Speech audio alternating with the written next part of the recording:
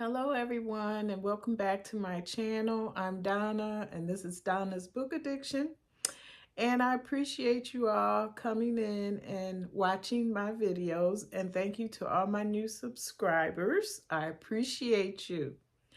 I am going to talk about some of my anticipated reading for the new year 2025, and I've got quite a bit to cover, so let me get started.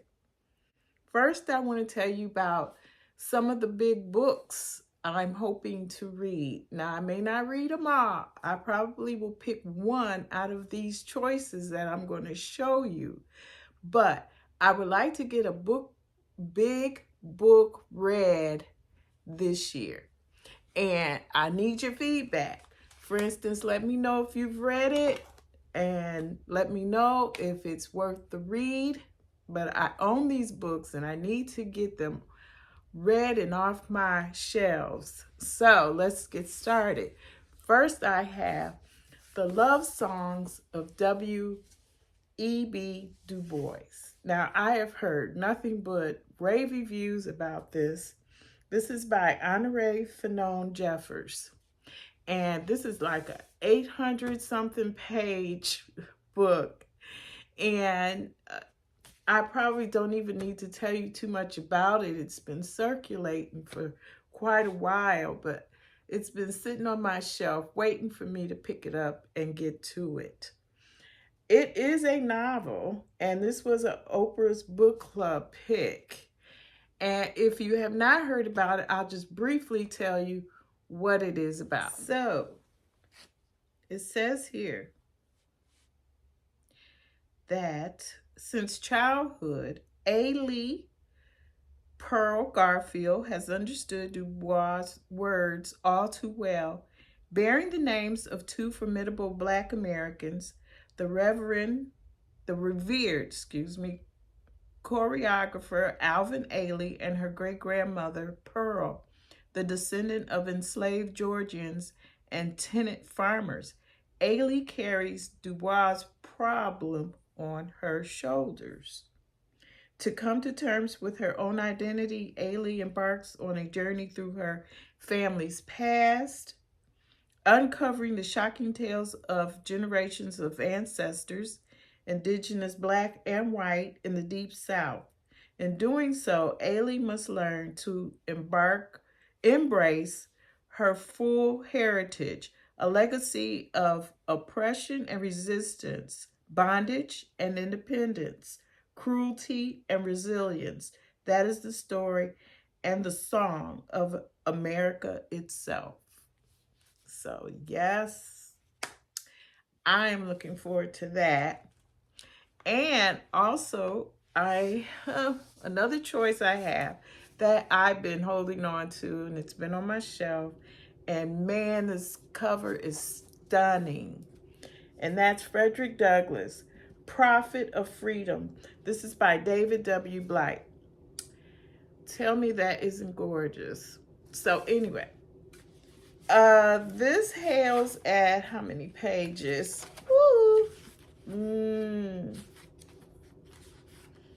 It has a ton of notes in the back. Epilogue, let's see where we at. It's over 700 pages, not counting the notes. The notes take it well into 800. But anyway, Frederick Douglass, I don't need to say more, but this would be a worthy read. I mean, come on. Who does not know about Frederick Douglass? So, should I read that this year? And my other choice is A Promised Land by Barack Obama. So this was gifted to me by my daughter maybe a couple years now. I've been holding on to this because I received it the year I think it was published.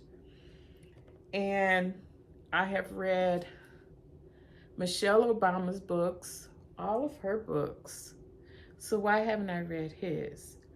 I need to delve into this. And this hails at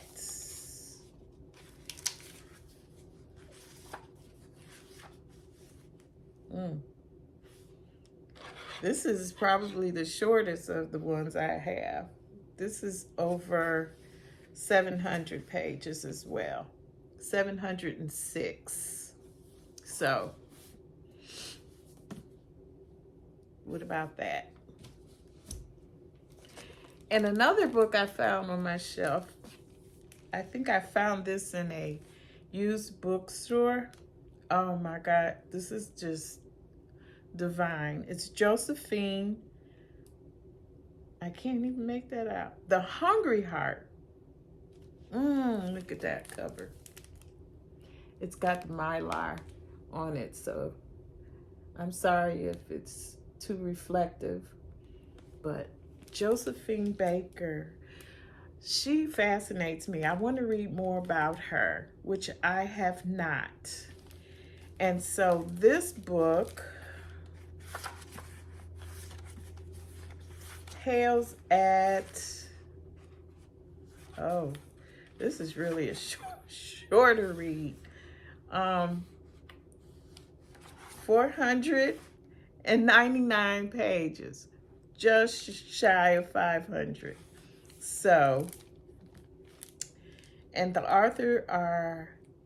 authors, Jean-Claude Baker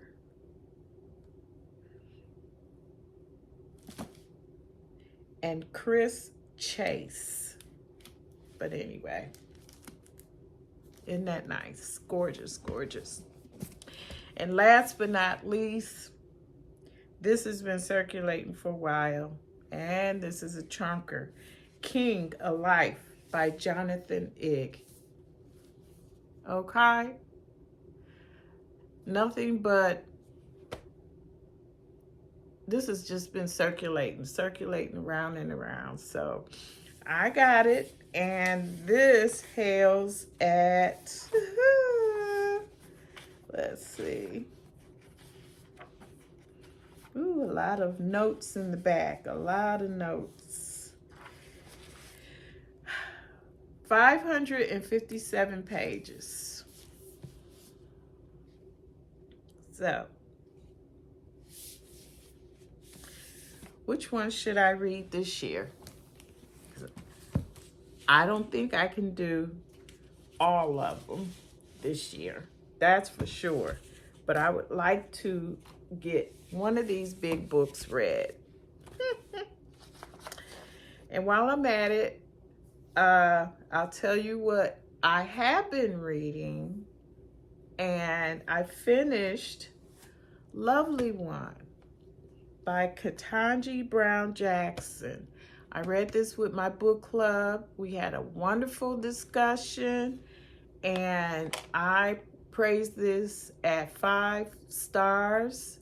She really goes into detail and talks about from her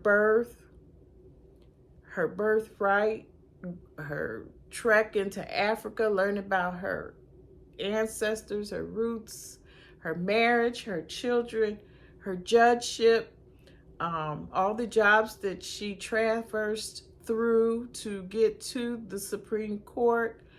And it reads expertly how she transitions through this book. You have to read this. This is definitely, and I recommend listening to it in audio. That is a must. She sings, she recites, she does some of her performance. She even has her daughter reading, who is going to be if not already, an excellent writer. She has audio from Senator Cory Booker, praising her during her confirmation.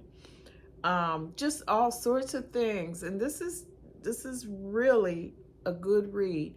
And beyond the pages, which I like to do after I've read a book, because she mentions so much history, so many other books in this book, the Atlanta child murders. So I'm thinking I have Toni, Bambara, Cade, am I saying that right? She wrote a book about the Atlanta child murders, and I have that book, and I'm thinking I need to pick that up and read it. So this is definitely worth reading. And I have a full review on my blog, so I'll show that down below here, and you can check that out. Another book I read on my Kindle, and I got a early review copy from NetGalley, and that was for Good Dirt. Good Dirt was very much similar to Black Cake because it alternated between timelines, and it had a good premise. It had a lot of history in that as well, historical fiction. The characters were well built, and Good Dirt capitalizes on some family tragedy. I don't want to give too much of the book away in case you plan on reading it. It just released on the 28th, I want to say. And it is a very intense and somewhat mysterious story. I gave it 4 stars. Some things you have to take in stride, because finding out who did what, why, it's implied, but it tells you, you make your own decisions, your own assumptions, your own. So Good Dirt is definitely a book that I would think would be good for a book club, to dissect it, read it, dissect it. So that's all I'm going to tell you, but I also have a full review on that without giving away a lot of the plot on my blog. So if you follow me there, that will give you some more insight. And also, beyond the pages of Good Dirt, the author mentions in the notes in the back, a lot of her references, what she turned towards while reading this book and referencing, and she mentioned All That She Carried by Tiya Miles. So beyond the book, if you're interested, which I have this book and I have not read it yet, I would love to delve into this too. And she also mentions Piano Lesson by August Wilson as one of her other inspirations for writing this book. So that's all I'm going to tell you about Good Dirt. So I got 2 books read in the month of January. So far, my pace of 2 books a month seems to be my magic. So I'm going to keep that going. And now I'm going to tell you what I plan on reading for the month of February. So for February, I plan on reading Country Place, and this is by Ann Petry. And this is a February read pick for Read So Lit with Dee Dee at Brown Girl Reading. And I'm hoping to join in and be a part of that discussion. I have not read any of Ann Petry's books.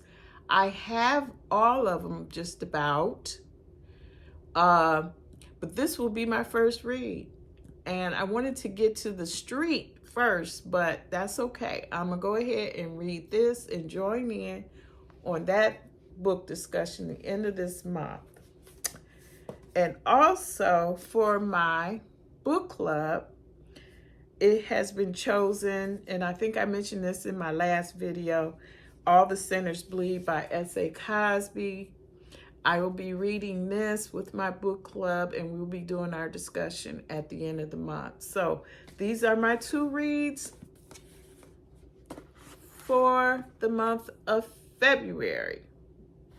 I don't know if I can handle anymore. I have some arcs that were sent to me. I'm gonna try maybe to fit them in between, but I'm not going. I can't push myself. So there we go with that. Briefly, I'm gonna show you books that I bought for this year already. Yes, I'm a book addict, and I promised that I wasn't going to spend a lot of money on books and try to read what I have, but I can't help it. When I saw these books, and I just have to show you. Okay, so I'm gonna speed this up, and I'm gonna tell you briefly what each book is about. So the first book is Little Rot, and this is by Akwaeke, Emezi.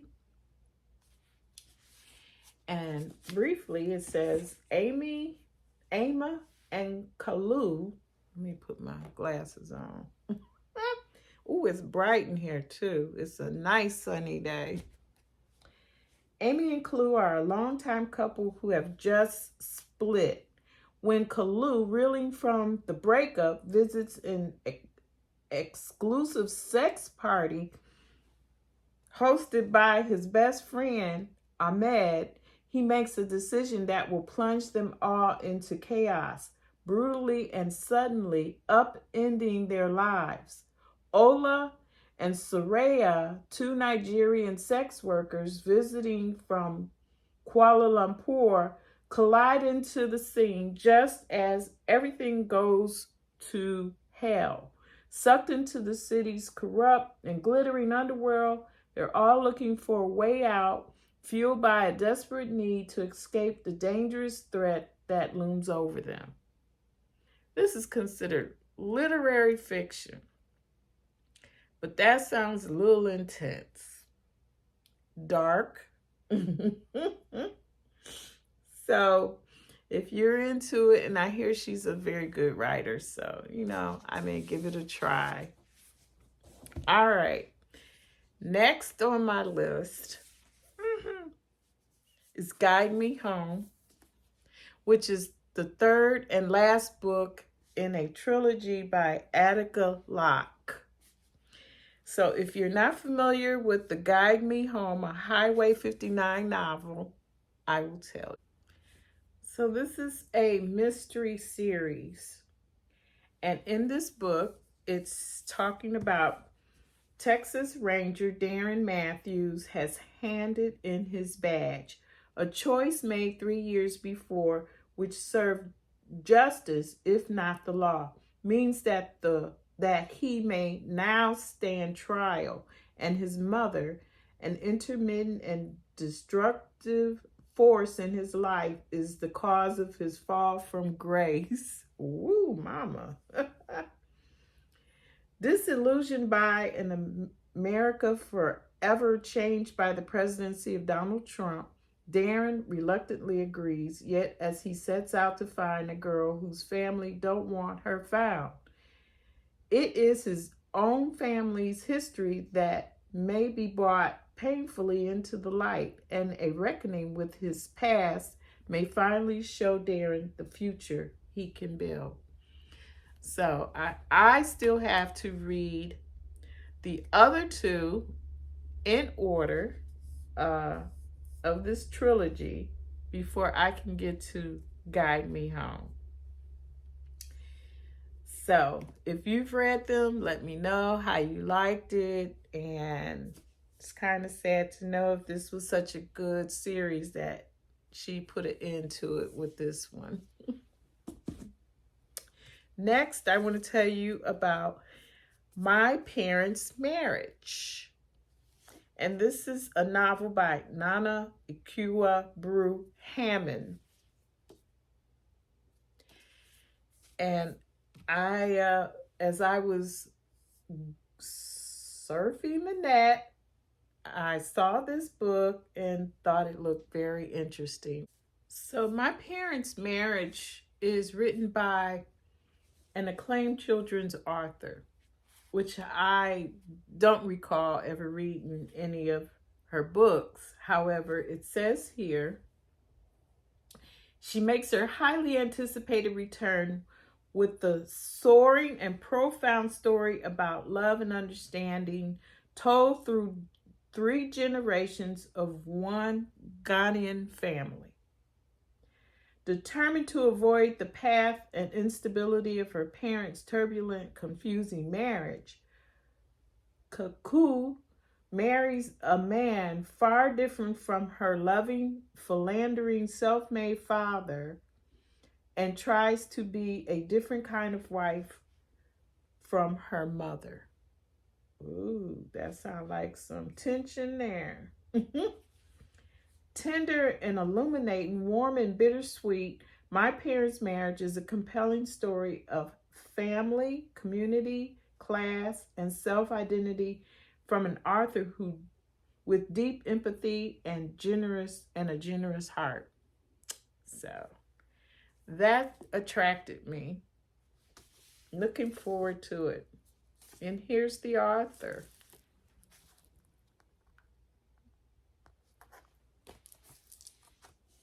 Yes, and it's not that long. This is like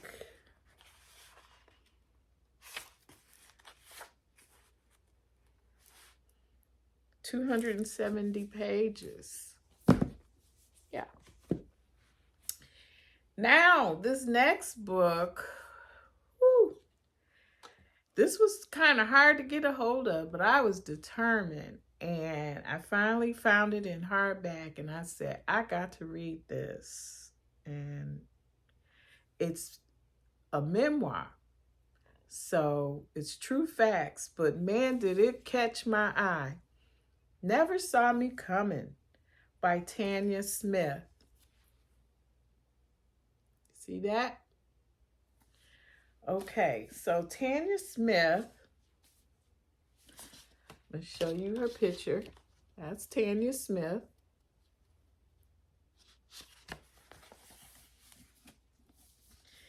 It says, How I Outsmarted the FBI and the entire banking system and pocketed $40 million. Now, I think that they were turning this into a movie or a series. I can't verify whether this is being made into a movie, but what I can tell you is what this book is about. And it says, it's a riveting true story of an unsuspecting woman who creates an ingenuinely clever white-collar scheme that manipulates the federal banking system out of millions, who eventually loses everything that is most important to her. It says law enforcement persisted, ultimately dubbing Smith one of the single biggest threats to the entire United States banking system. She receives an outrageous prison sentence, the longest for a white-collar offense, and is eventually released by mounting her own brilliant defense. Complete with unexpected twists and turns, Never Saw Me Coming is a gripping caper that reminds never to underestimate a woman. Yeah. This is going to be interesting. All right. So my last one I'm going to show you, because I had to break up. I got more books coming. More books. I have some here. I don't want to make this drawn out. So anyway, the last one I'm going to show you is All We Were Promised. And this is a novel by Ashton Lattimore. Okay? And here's the author.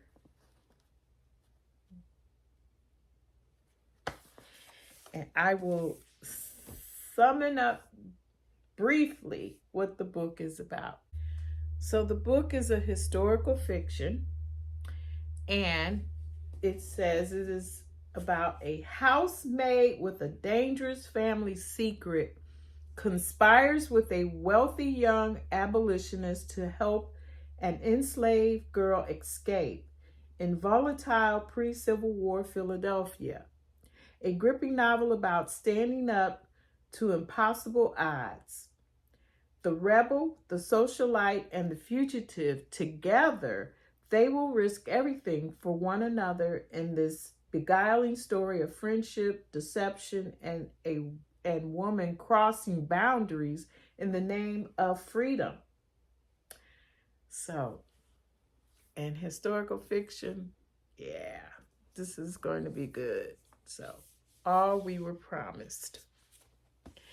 And before I close this out, I just want to tell you about a couple of books I'm looking forward to that are soon to be released. And keep your eyes out for them. And let me tell you. So the first book that I'm anticipating on its release, which is called The Edge of Water. And this is a novel, general fiction by Olufunke Grace Bankole. I may be saying that wrong, but that's my best shot. And I'll tell you what this book is about.